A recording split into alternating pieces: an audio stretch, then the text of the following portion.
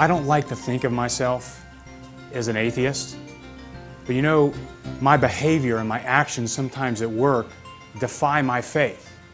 We all know what the definition of an atheist is. Someone who just denies the existence of God.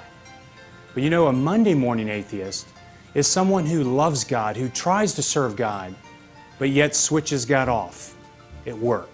Let me tell you a little story. When I was growing up, I gave my life to the Lord around age 7, 8, 9, and I got my very first Bible. Well, I was an entrepreneur, I ran little businesses, and I came up with a great idea. They gave me this Bible and they said, you need to conform your life to this book. Well, that was a little intimidating for a young man, and as I looked through the scriptures, I really wanted to grab and I wanted to receive God's promises and what He wanted to do for me, but then there were these other things in the Bible, things that I needed to conform my life to. For example, like suffering. How many of you like suffering? Like in Hebrews, there was a verse there about how God's going to use suffering to conform me to the image of Jesus Christ. Well, as a young man, I came up with a great entrepreneurial idea. I took crayons and markers, and everything in the Bible that didn't fit my life, I would actually mark it out.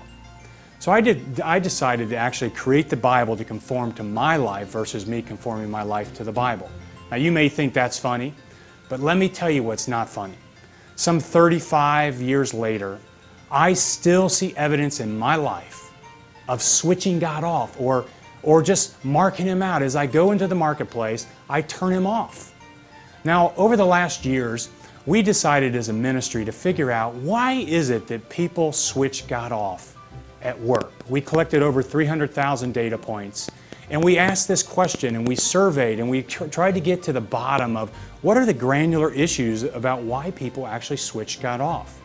We did that research, and we published it in this little executive-style book called Monday Morning Atheist. It's actually a journey that can help you discover what are these little propensities, these areas where you and I may switch God off at work.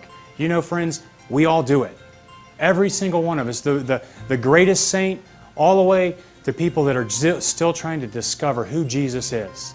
I'd like to share with you right now a little principle from the book called The Principle of Flow. And it comes from electrical engineering, which I studied for many years. And that is this: current or flow equals voltage divided by resistance.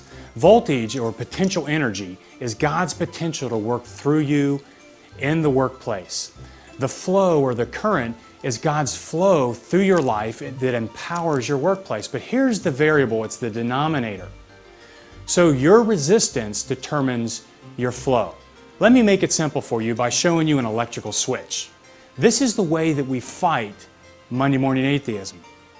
This switch is indicative of your heart.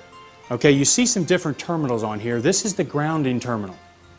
And then these are the power terminals on the switch. In order to fight Monday morning atheism, you have to stay grounded to the truth and connected to the power.